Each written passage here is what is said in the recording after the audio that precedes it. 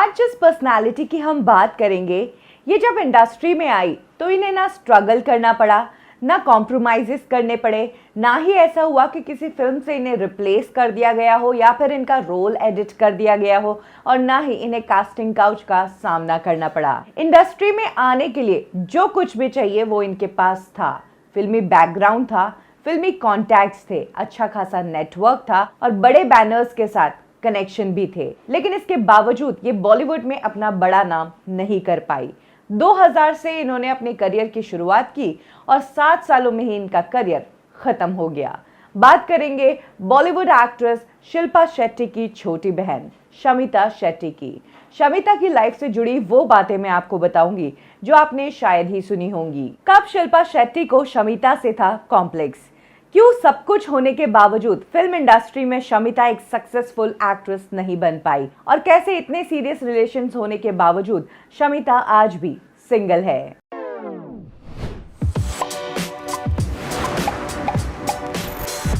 शमिता का जन्म हुआ एक तुलु बंट फैमिली। इनकी मॉम थी सुनंदा शेट्टी और इनके फादर का नाम है सुरेंद्र शेट्टी, जो खुद एक बिजनेसमैन है। इनकी बड़ी बहन शिल्पा शेट्टी बॉलीवुड की एक सक्सेसफुल एक्ट्रेस है। और बात करें अगर शमिता शेट्टी की, तो उन्होंने एक्ट्रेस बनने के बारे में कभी सोचा ही नहीं था। यही कारण था कि कॉमर्स में सिडनम कॉलेज से अपनी ग्रेजुएशन के बाद उन्होंने फैशन डिजाइनिंग में डिप्लोमा किया था और उसके बाद उन्होंने मनीष मल्होत्रा को ज्वाइन किया था एज एन इंटर्न। जिस वक्त शमिता मनीष मल्होत्रा के साथ काम कर रही थी, उसी दौरान करण जौहर, जो कि मनीष मल्होत्रा के काफी अच्छे दोस्त हैं, वो भी वहां पर आया करते थे। और इस तरह से शमिता शेट्टी की करण जौहर और मनीष मल्होत्रा के साथ बहुत अच्छी दोस्ती हो गई और उन्होंने ही शमिता को इंसिस्ट किया कि शमिता को भी बॉलीवुड में ट्राई करना चाहिए।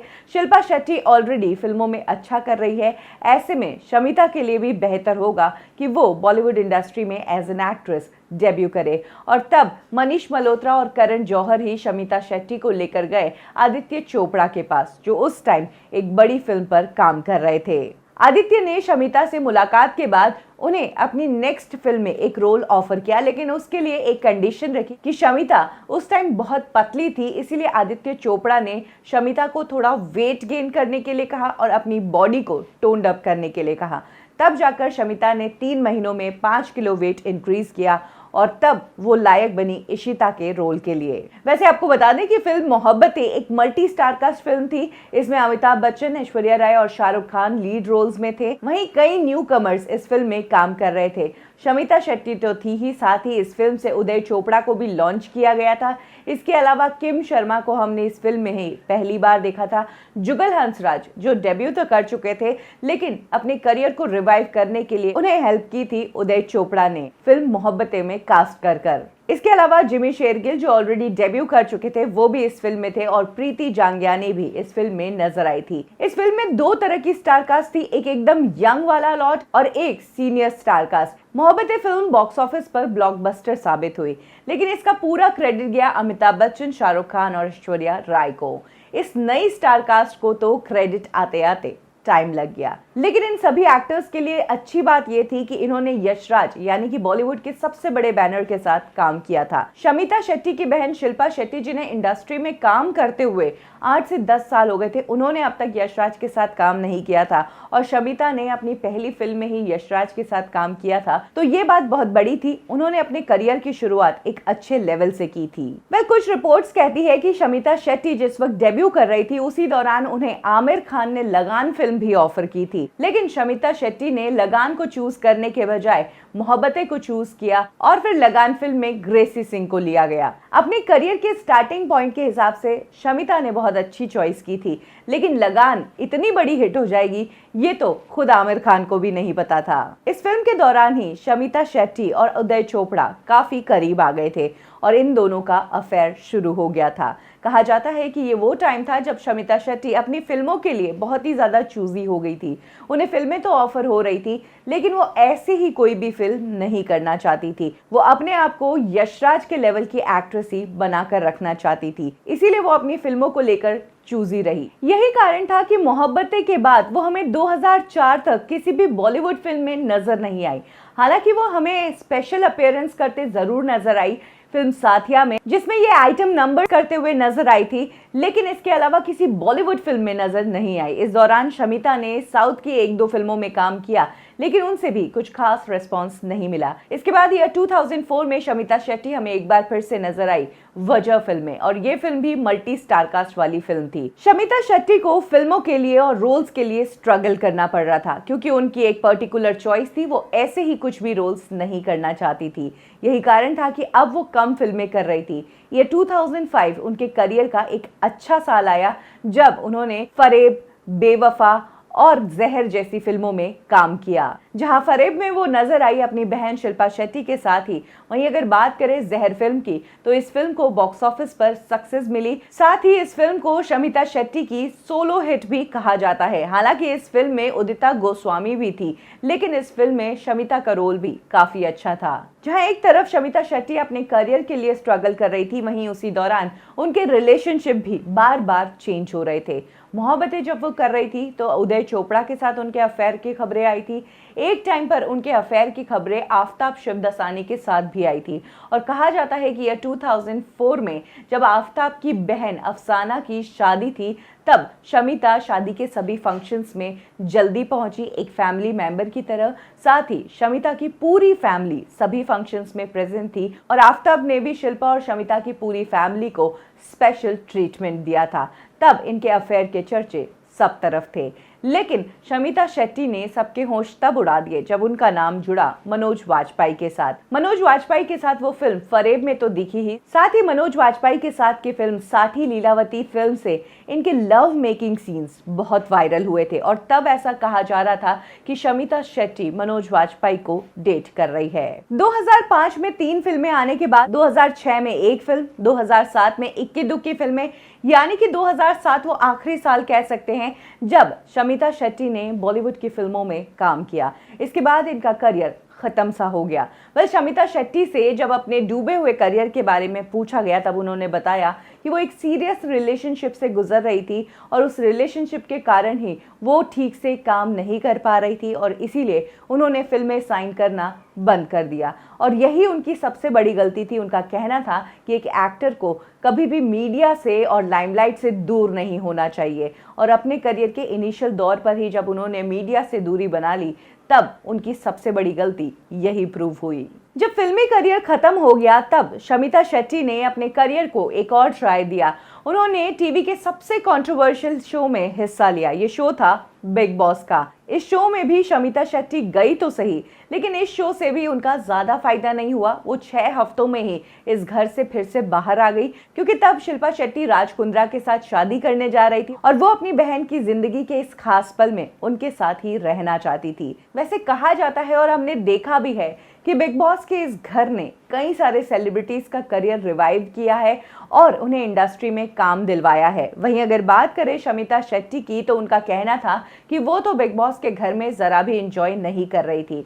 उन्होंने ऐसी शिकायत की कि वहां पर जो खाना दिया जा रहा था वो उनकी डाइट के बिल्कुल खिलाफ था, और वो इस घर में एडजस्ट भी नहीं हो पा रही थी। पर शमिता शेट्टी के इन कमेंट्स को देखकर ही हम समझ सकते हैं कि जहां पर छोटे एक्टर्स के लिए या टीवी एक्टर्स के लिए या उन एक्टर्स के लिए जिनको काम के लिए स्ट्रगल करना पड़ रहा है, उनके लिए ये बिग बॉस का घर एक बहुत बड़ी अपॉर्चुनिटी होता है। वहीं शमिता शेट्टी ने इस घर के बारे में भी अपनी ये राय दी। ये सुनकर बहुत ही शॉक लगता है, क्योंकि शमिता शेट्टी की खुद की बहन शिल्पा शेट्टी के करियर को रिवाइव करने में बिग बॉस के इंग्लिश वर्जन यानी कि बिग ब्रदर शो का बहुत बड़ा हाथ है। यहीं से शिल्पा शेट्टी को इंटरनेशनल रिकॉग्निशन मिली थी, और अपनी बहन की तरह अगर शमिता भी चाहती तो इस शो को और इस शो के स्क्रीन टाइम को बहुत अच्छे से यूज कर सकती थी, लेकिन वो यहाँ पर भी नाकामयाब रही। और इसके बाद ही शमिता शेट्टी ने अपना रिटायरमेंट अनाउंस कर दिया। उन्होंने डिक्लेयर कर दिया कि वो फिल्म इंडस्ट्री छोड़ रही है।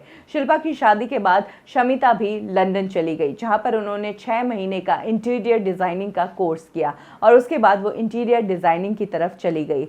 ये वो टाइम था जब शमिता शेट्टी इंडस्ट्री से तो बाहर थी, लेकिन फिर भी उनकी खबरें आ रही थी। कहा जा रहा था कि हरमन बवेजा को शमिता शेट्टी डेट कर रही है, लेकिन इन दोनों की ही तरफ से कुछ भी ऑफिशियल नहीं आया। शमिता शेट्टी को बॉलीवुड से कोई हिट फिल्म तो नहीं मिली, लेकिन इस दौरान वो कंट्रोवर्सीज का भी बहुत हिस्सा रही। तब जब शमिता शेट्टी एक इवेंट में गई थी और तब एक फोटोग्राफर ने उनकी गलत एंगल से पिक्चर ली, जो पिक्चर काफी वायरल हुई और ये उनका पहला वार्डरोब मालफंक्शन था, जिस कारण शमिता को बहुत एम्बैरेस होना पड़ा था। इसके अलावा शमिता शेट्टी तब एक बार और सुर्खियों में आ गई थी जब वो कहीं गई थी और पापराजीज उनको फॉलो कर रहे थे। इसी दौरान उनकी एक फैन उनके पास आई और उसने शमिता के साथ सेल्फी लेने के लिए फोन आगे किया। तब शमिता ने कुछ ऐसा किया जिस कारण उन्हें इंटरनेट पर काफी ट्रोल किया गया। एक्चुअली जब वो फैन शमिता के साथ सेल्फी ले रही थी तब वो अपने एंगल को एडजस्ट कर रही थी और तब शमिता ने अचानक से उसका हाथ पकड़ा और वो सेल्फी क्लिक की। शमिता के इस एक्ट के बाद लोगों ने उन्हें रूड बुलाया।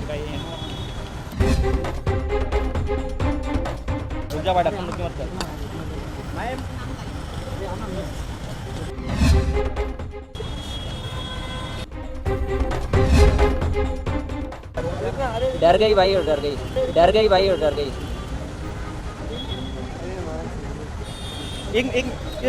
उनके लिए कहा गया कि शमिता शेट्टी बॉलीवुड में तो ऑलरेडी सक्सेसफुल नहीं है, इसके बावजूद अगर कोई फैन उनके पास आते हैं पिक्चर क्लिक करवाने के लिए तो उनका ये रूड बिहेवियर बिल्कुल भी अच्छी बात नहीं है। ये ट्रोल और ये नफरत इतनी ज्यादा थी कि फाइनली शमिता शेट्टी को इस पूरे इंसिडेंट पर अपनी तरफ से अपना एक स्टेटमेंट जारी करना पड़ा, जिसमें उन्होंने लिखा कि उनकी तबीयत खराब थी, उनके नेक में पेन था और वो अपने आगे के कमिटमेंट्स के लिए जा रही थी। वो जल्दबाजी में थी और उनकी जो फैन थी उसको जब एंगल सेट करने में और वो सही लाइट के लिए स्ट्रगल कर रही थी तब शमिता को ऐसा करना पड़ा और तब शमिता को शिल्पा शेट्टी और राज कुंद्रा भी सपोर्ट करते नजर आए थे।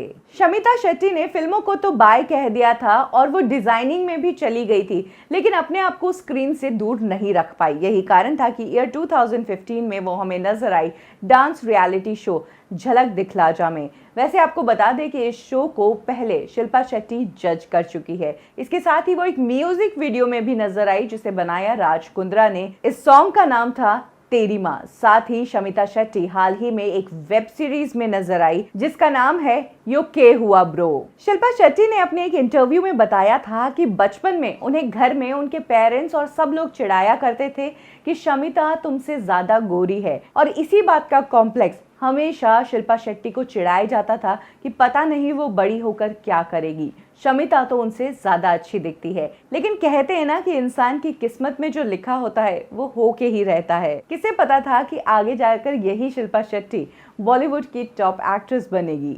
शमिता शेट्टी की लाइफ और करियर को देखकर यही कहा जा सकता है कि इन्हें इंडस्ट्री में अपनी पहली फिल्म तो बहुत इजीली मिल गई, लेकिन ये आगे से आगे अपॉर्चुनिटीज को एनकैश नहीं कर पाई क्योंकि उन्होंने एक लेवल से शुरू किया था और इसीलिए ये अपने आगे के प्रोजेक्ट्स के लिए भी चूजी रही। यानी कि जिन रोल्स को इन्होंने छोटा मोटा समझकर वेस्ट समझकर रिजेक्ट कर दिया था वो रोल्स किसी स्ट्रगलर के लिए बहुत बड़ा रोल साबित होता है। हमने इंडस्ट्री में कई ऐसे एक्टर्स को देखा है जिन्होंने अपनी करियर की शुरुआत 3-3 सेकंड के रोल से की थी, जिसमें ना कोई उनका डायलॉग था और ना ही उनके कैरेक्टर का कोई नाम था, जैसे कि इरफान खान, संजय मिश्रा, नवाजुद्दीन सिद्दीकी। ये वो एक्टर्स हैं जिन्होंने चंद सेकंड्स के रोल से अपने करियर की शुरुआत की थी और वहां से चलते हुए इतने सालों तक स्ट्रगल करते हुए ये आज इंडस्ट्री में अपना एक ऐसा नाम बना के गए हैं जिसके लिए इन्हें सालों तक याद किया जाएगा। वहीं अगर बात करें शमिता शेट्टी की तो उन्होंने ऑलरेडी अपनी लाइफ में इतनी लग्जरी और इतनी फेम देख ली थी कि शायद उन्हें कई बार खास रोल भी छोटा मोटा नजर आया और इसी कारण वो अपने करियर को उस तरह से आगे नहीं बढ़ा पाई जिस तरह से उन्हें बढ़ाना चाहिए था।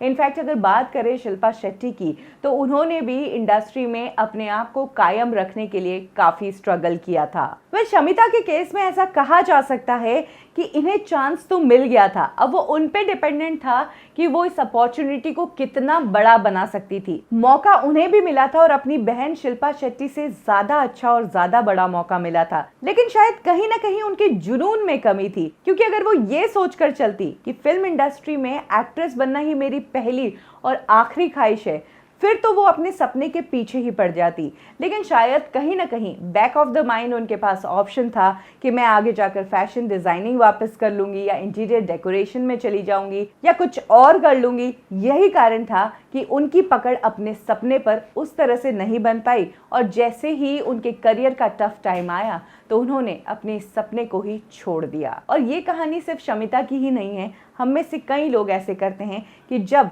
हम अपने करियर को परस्यू करते हैं और जब तक सब कुछ सही चलता है तब तक हम फ्लो करते हैं, जैसे ही मुसीबत आती है तो हम उस मुसीबत को फेस करने के बजाय अपना रास्ता ही बदल देते हैं, अपनी मंजिल ही बदल देते हैं। वेल, कह सकते हैं कि शमिता शेट्टी उन स्टार सिस्टर्स में से है जो बॉलीवुड में बड़ा नहीं कर पाई, जैसे कि तनिषा मुखर्जी और अमृता अरोड़ा। वेल, आपको क्या लगता है, शमिता शेट्टी शिल्पा शेट्टी की बहन है, इसका उन्हें उनके करियर के लिए फायदा हुआ या नुकसान हुआ?